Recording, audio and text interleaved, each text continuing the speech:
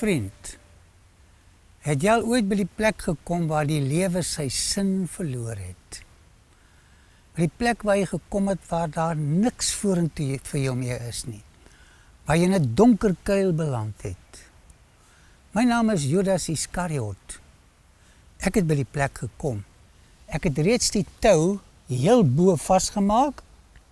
Maar voor ek hom om my nek sit, wil ek vir jou net vertel van my lewe. En as jy iets uit my foute kan leer, dan was die laaste gesprek van my sinvol. Judas Iskariot, dit beteken die man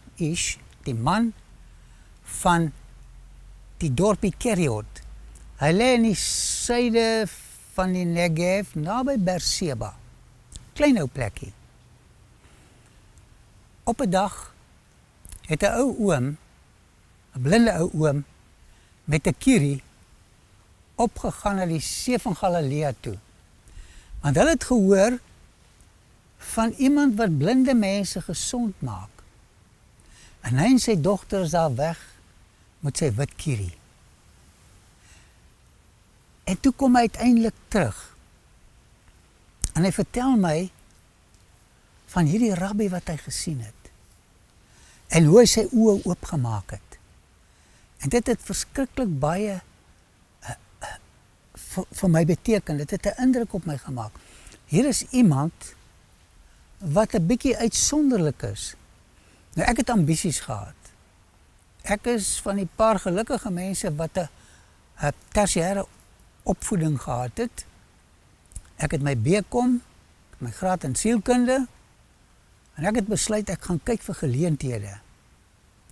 En ek het vir my pa en ma gesê, Keriot, hierdie dorpie, sien my nie weer, voordat ek beroemd terugkom nie. Dit was my ideaal. Uiteindelik kry ek hierdie profeet van Nazareth, hierdie rabbi. En ek het my CV saamgevat. En ek het vir hom gewys. Maar weet julle, hy was nie vreeslik beïndruk met my curriculum vitae nie. Inteendeel, hy sê vir my, luister Judas. Judas is jou naam? Ja. Kyk, die voëls van die hemel het neste. En die jakkalse het gate. Maar ek het nie daai leksheid nie. Ek wou eers loop met 'n dag, nee, wag. Ek gaan hom 'n bietjie help, ek het daai kennis. Byvoorbeeld, as hy net 10 shekels vra vir elke genesing wat hy doen. Man, werk dit uit. As jy 100 mense 'n dag genees, 10 maal 100, en hy doen dit elke dag. Ons sal soveel rykdom by mekaar kry. En ek gaan hom probeer beïndruk hoe om ryk te word. Want dit is my ideaal.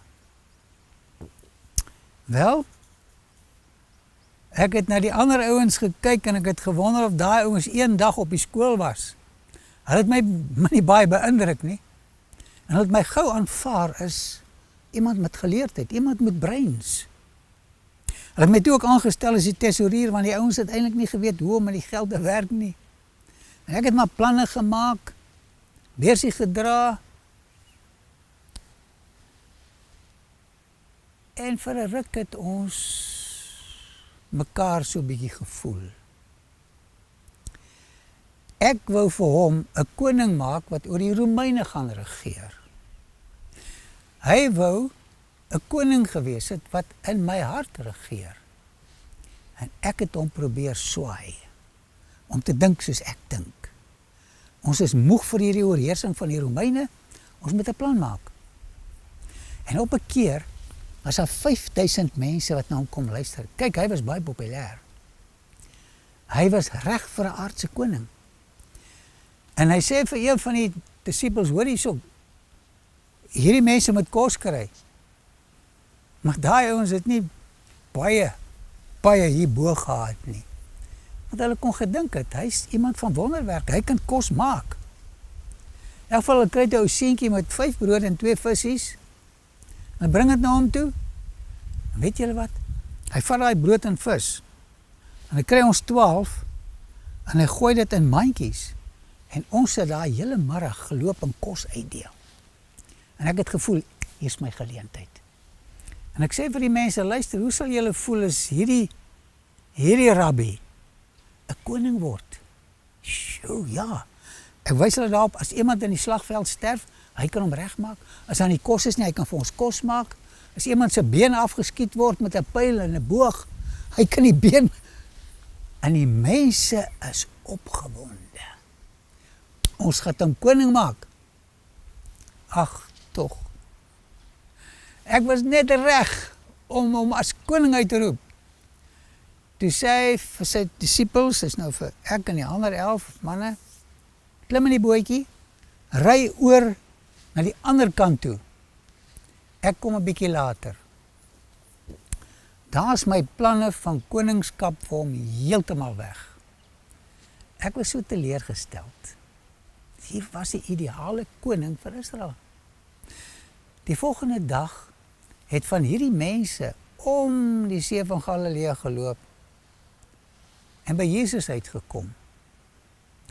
En hy het hulle so gekyk, gesê, weet julle kom nie om my te aanvaar as julle koning en verlosser nie.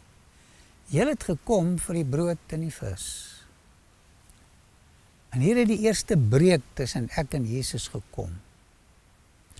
Ek het besef, hy wil nie 'n fisiese koning word nie. Hy wil die koning van mense se harte word. Hy wil eendag op 'n kruis gekroon word as die koning van vergifnis. Maar ek het nie moed opgegee nie.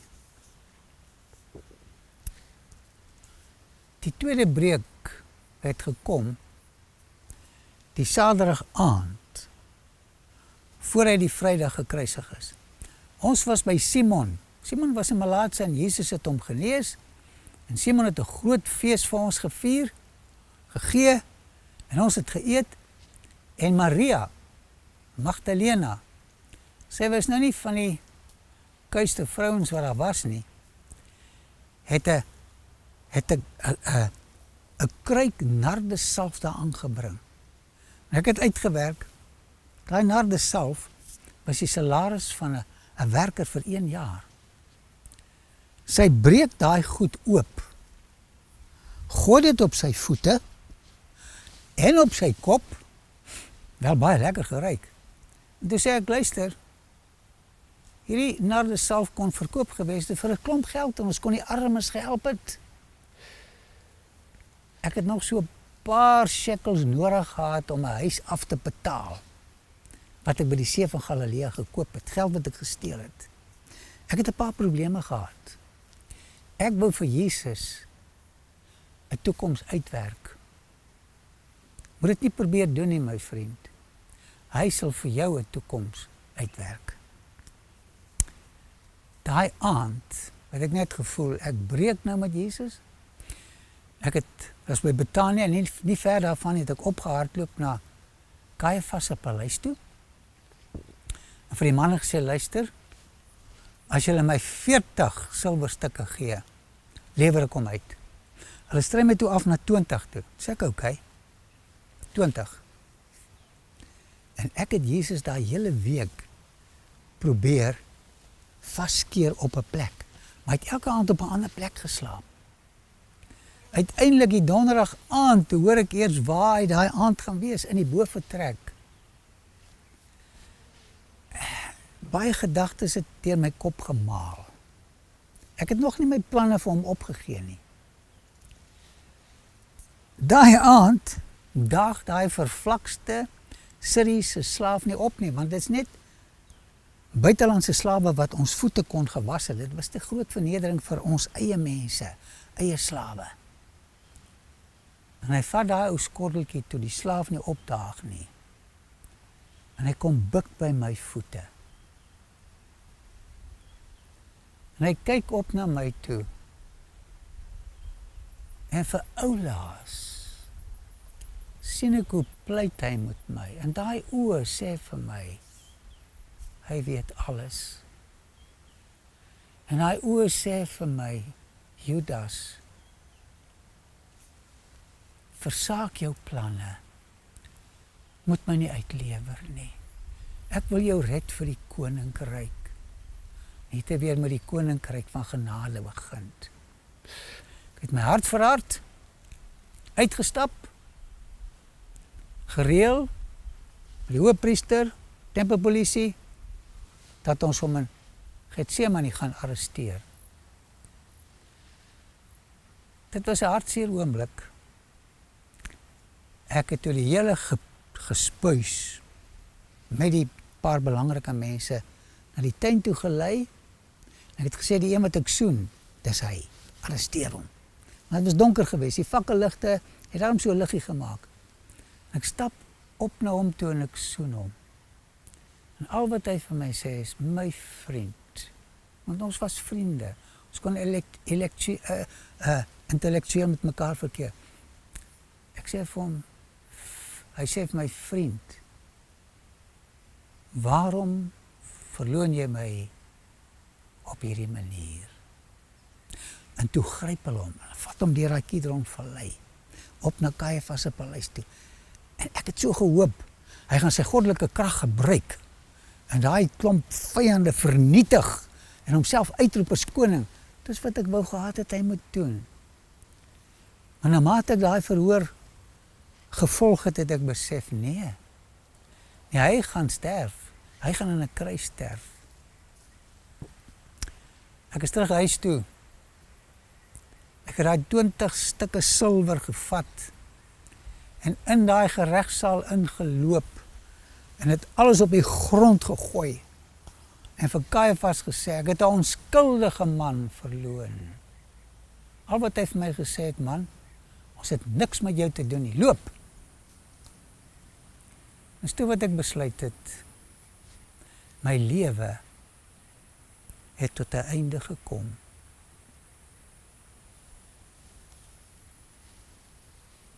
Ek gaan nie tou nou om my nek sit. 'n uur of 2 later gaan Jesus hier verbykom. En hy gaan Judas Iskariot met hierdie tou om sy nek sien. Voor ek dit doen, my dierbare vriend, wil ek net vir jou sê, moenie Jesus wil verander na jou planne nie. Jou planne loop op selfmoord uit. Laat hom toe om vir jou lewe planne te maak. Baie dankie dat jy na die aanbieding gekyk het, ons waardeer dit. Klik hier om in te teken op ons kanaal. Dan kan jy op die klokkie klik en kennisgewing kry van toekomstige gebeurtenisse. En klik hier om na die volgende aanbieding te kyk. Ek wil julle baie graag weer sien. Totsiens.